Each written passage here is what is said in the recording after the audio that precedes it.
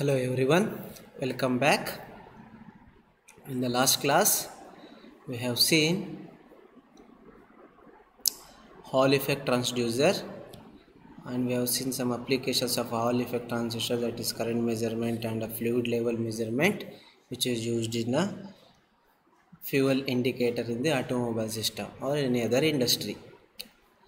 Today we will see LVDT. So LVDT means linear variable differential transducer. So this is basically has the three windings called S1, S2 and a primary winding. This primary winding is wounded in the center and the secondary winding S1 and S2 wounded like this. Fine. So this basically has got a cylindrical former where it is surrounded by one primary windings in the center of the former and two secondary windings at the sides. The number of turns in both secondary windings are equal, but they are opposite to each other. You can see here the windings are equal, the number of windings at S1 and S2 are equal, but the direction is opposite, isn't it?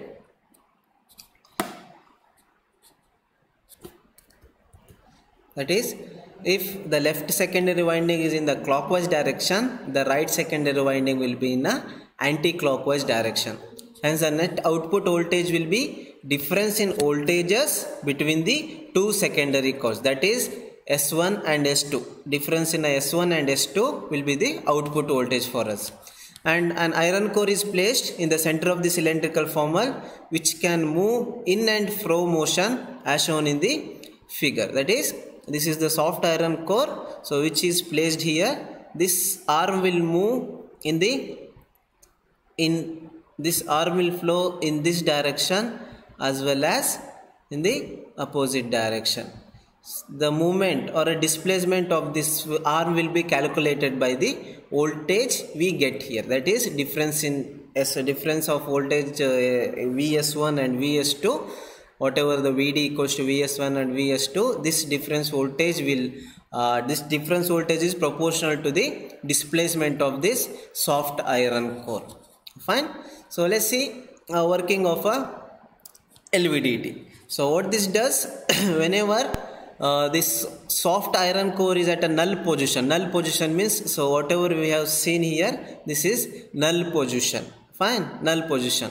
And this null position also called as a central position, as the soft iron core will remain in the exact center of the former. So this is the cylindrical former. You can see here, this is cylindrical former. Fine. So inside the cylindrical former I have a soft iron core and these are the windings. This is the S1 winding, this is the primary winding, there are windings around the former, this is secondary windings. So there are three cases. Fine. One is null position, the second one is right of null position, and the third one is left of null position. Null position means the soft iron core is exactly at the center of the former. Fine. Let's see what happens in the null position. In the null position, linking magnetic flux produced in two secondary windings will be equal. That is, the flux produced by this secondary windings will be equal due to the applied voltage at the primary. This, whenever you apply a voltage at the primary, so which is about 50 Hertz to 400 Hertz, and the voltage is between 5 volts to 12 volt. Fine. So whenever you apply that voltage, so it produces a magnetic flux here. Fine. And the voltage produced by these two secondary windings will be equal. Hence the difference voltage will be 0. Vs, that is Vs1 and Vs2 is 0. So whenever the core is at the center, that is at the null position, the output voltage, that is difference output voltage is 0. So whenever we get a 0 output voltage, that means the core is at the center of the former. Okay. Next we have a second position, that is right of null position. In the second case, the right of null position, what happens? The core moves in this direction. The more part of the core at this and the less part of core is near to the S1. More part of core is near to the S2 and less part of core is near to S1. Then what happens? The linking flux which is at the winding S2 has value more than the linking flux at the winding S1. That is the voltage produced at Vs2 is more and the voltage produced to Vs1 is less. Hence Vs1 and Vs2, the difference of Vs1 and Vs2 will be in phase with the Vs2. Whenever the output voltage is in phase with the Vs2, that means the core has moved or displaced in this direction. Fine. The more voltage it produces, the more displacement happened. Fine. If the voltage is in phase with the S2, that means the direction is in this. Fine. In the other case, what is the other case? Left of a null position. That means, let me erase this. In the other case, left of null position, what happens? The soft iron core will move towards this direction. Whenever this soft iron core moves this direction, the more linking flux will be produced at the S1 and the less flux will be produced at the S2. Hence Vs1 is more than Vs2 and also the voltage, output voltage produced is in phase with Vs1. Hence we can say that the output, if the output produced is in phase with the Vs1, that means the direction of a movement of a core is in this direction and the voltage produced is directly proportional to the displacement happened, the amount of movement. So that is how we measure the displacement of the soft iron core, and the displacement is directly proportional to the output produced, the difference output produced, that is Vs1 minus Vs2. Fine. And the last, the magnitude and displacement can be easily calculated or plotted by calculating the magnitude and phase of the resulting voltage. That is, if iron core moves in this direction, the output voltage is in phase with this. Fine. And the magnitude is output voltage produced.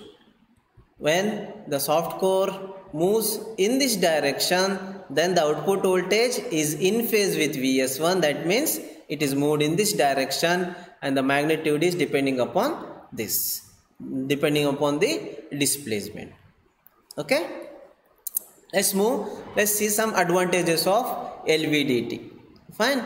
So we can say this is a transducer which converts the displacement into voltage. The amount of displacement of a soft core will be converted into the amount of voltage, magnitude of voltage and a phase here. Clear?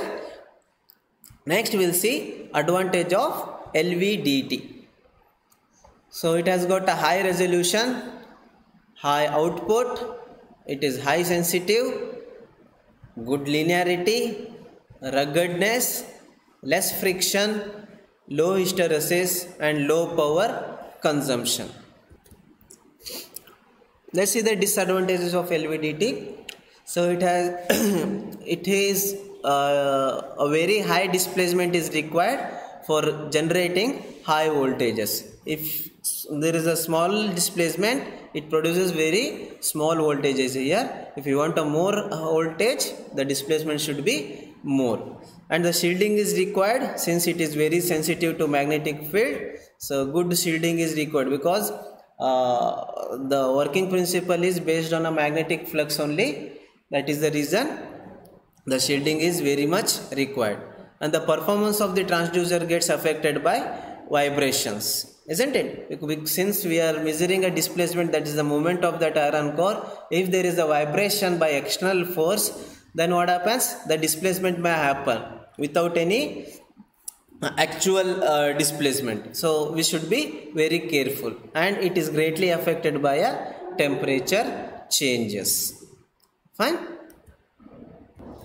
We will see some applications of LVDT. So LVDT is used to measure displacement which ranges from millimeter to centimeter. We can measure any displacement of any material from minimum millimeter to a centimeter. Acting as a secondary transducer, it can be used as a device to measure force, weight and pressure. So not a primary transducer. By taking this LVDT as a secondary transducer, we can measure force, weight and pressure as well. Yeah. Next. The next topic is thermistors. Right? Thermistors, also a transducer, which are thermally sensitive variable resistance made of semiconducting materials. That is, thermally sensitive variable resistance means whenever there is a change in a temperature, the resistance of this material will change. Fine, that is thermally sensitive variable resistance, isn't it? The basic principle of thermistor is the same as we seen here. What is this? What is the basic principle of a thermistor? So it has got a two words here, thermo and resistors. That means the resistance depends on a thermal conditions, that is temperature, thermistors. Fine. And this basic principle of thermistor is it has got a negative temperature coefficient. That means whenever there is an increase in a temperature, whenever there is a temperature increases, fine, then there is a decrease in resistance. Whenever there is an increase in temperature, there is a decrease in resistance. That is the meaning behind this negative temperature coefficients. Fine. There is another type of resistors like positive temperature coefficient. That means if there is an increase in a temperature, there is an increase in resistance. But this thermistor exhibits only negative temperature coefficients. Fine. And applications of thermistors are, we can measure the temperature. Obviously, if there is a change in a temperature, make the change in the resistance, then obviously we can measure the temperature. We can measure the level, flow and pressure of the liquid, the voltage regulation, circuit protection, volume control and time delay. Next we have thermocouple. Thermocouple is a sensor used to measure temperature. Thermocouples consist of two wire legs. You can see here it consists of two wire legs made from a different metal. This wire leg is made from one metal and this wire leg is made from another metal. These two wires are of different metals and these wire legs are welded together at one end. In here these metal wires are welded together and it creates one junction here. So this junction is where we measure the temperature. So if you design one product using this thermocouple, so this is the point you put on the surface or any point where you want to measure that temperature. This is the point here. Fine. When there is a change in a temperature experienced by this point, a voltage is created here. Fine. So this is how this thermocouple works. Fine. And there is a basic principle behind this thermocouple, that is Seebeck effect. What is that? Seebeck. So what happens here generally? So whenever it contains two metal wires with different metals. Fine. This is of type A and this is of type B. Fine. And this is welded together here. And the voltage difference here will be calculated. That voltage difference is directly proportional to the temperature change here. Fine. And the basic principle is, as I said, Seebeck. So let's see what is this Seebeck effect is.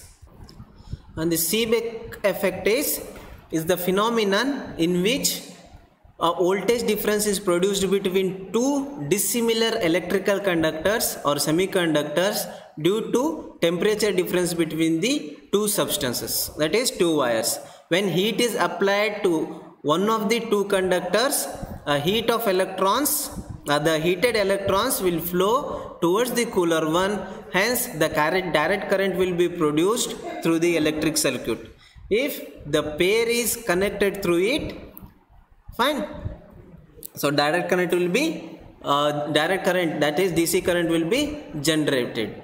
Fine. The Seebeck effect usually produces small voltages that are around only a few microvolts per Kelvin of temperature at the junction. You understood, right? So here you measure this at this point, you measure the voltage, you measure the temperature. At this point we get the voltage proportional to that temperature, and the working principle behind is Seebeck effect. Fine. Again we have got advantages, disadvantages and applications. The advantage of this thermocouple is low cost, small size, robust, wide range of operation, provides fast response and accurate for large temperature changes. The disadvantage is it has got a very weak output, limited accuracies for small temperature. This works good for a higher temperature, and accuracy is limited for small temperature change and sensitive to electrical noise. Applications, obviously it is used to measure the temperatures, isn't it? So temperature measurement of kilns, gas turbines, exhaust, diesel engines, in the steel industry, heating appliance safety, power production in thermoelectric generation and thermoelectric cooling. For all the industries we generally use this thermocouple. Next we have piezoelectric transducers.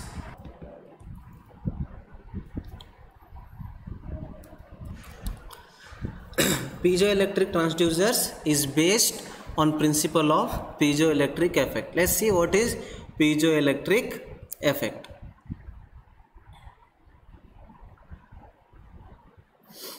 The piezoelectric effect states that when mechanical stress or force is applied on quartz or a crystal, it produces electrical charges on quartz crystal surface. Fine. The rate of charge produced will be directly proportional to the rate of change of mechanical stress applied on it. Higher will be the stress, higher will be the voltage. The certain crystals, namely quartz, Rothschild and tourmaline, which exhibit piezoelectric effects, are called piezoelectric crystals. So crystals which exhibits piezoelectric effect, those crystals are called piezoelectric crystals. There are two groups, there are two main groups of piezoelectric crystals. One is natural crystal, another is synthetic crystal. Under a natural crystal we have got quartz and tourmaline, and in the synthetic crystal we have Rothschild salt, lithium sulfate and etc. Let's see how does this piezoelectric transducer works. So let's say this is a crystal, it has got a 2 electrode and output voltage will be measured at the 2 electrode, between 2 electrode, and whenever the force applied on the crystal, it produces the charges, and those charges is directly proportional, the amount of charge produced is directly proportional to the force you apply at this surface. Whenever you apply more force on the surface, more charge will be produced and the more output voltage will be coming at this side. Fine. So let's see this. Piezoelectric crystal is used to measure varying force applied to a simple plate. This is the plate. The magnitude and polarity of the induced charge on the crystal surface is proportional to magnitude and direction of applied force, obviously. The conversion of electrical pulses to mechanical vibrations and the conversion of mechanical vibration into electrical energy are done by these piezoelectric transducers. Clear? And again, it has got advantages, disadvantages and applications. The advantages are no need of external force. This is no need of external force is not the case. No need of more external force. Fine, smaller force is enough to generate a voltage. So there should be no need of more external force or large external force. Fine, make a correction here. Easy to handle due to small size, high frequency response, high output, and they can be cut into variety of shapes and sizes. As it is a crystals, fine, we can cut into any shapes. So disadvantages, it is not suitable for measurement in static condition and it is affected by temperature. Applications, so we can use these transducers in microphones, medical diagnostic, used in electric lighter, used in kitchen. They are used for studying high speed shock waves and blast waves, used in inkjet printer, and it also used in restaurants or airports where a person steps near to the door and the door opens automatically, isn't it? In this, the concept used is when person is near the door, a pressure is exerted by the person's weight on the sensors, due to which the electric effect is produced and the door opens automatically. Fine, whenever a person comes near to a door, whenever he comes near to the door, there is due to the person weight, there is a pressure applied on the surface. That crystal is placed near to the door. Whenever he steps onto that crystal, there is a force applied and the charge produced. That voltage indicates that there is some person came and door automatically opens. And underwater detection system, here also underwater detection system, here also we use this crystal piezoelectric transducer. Fine.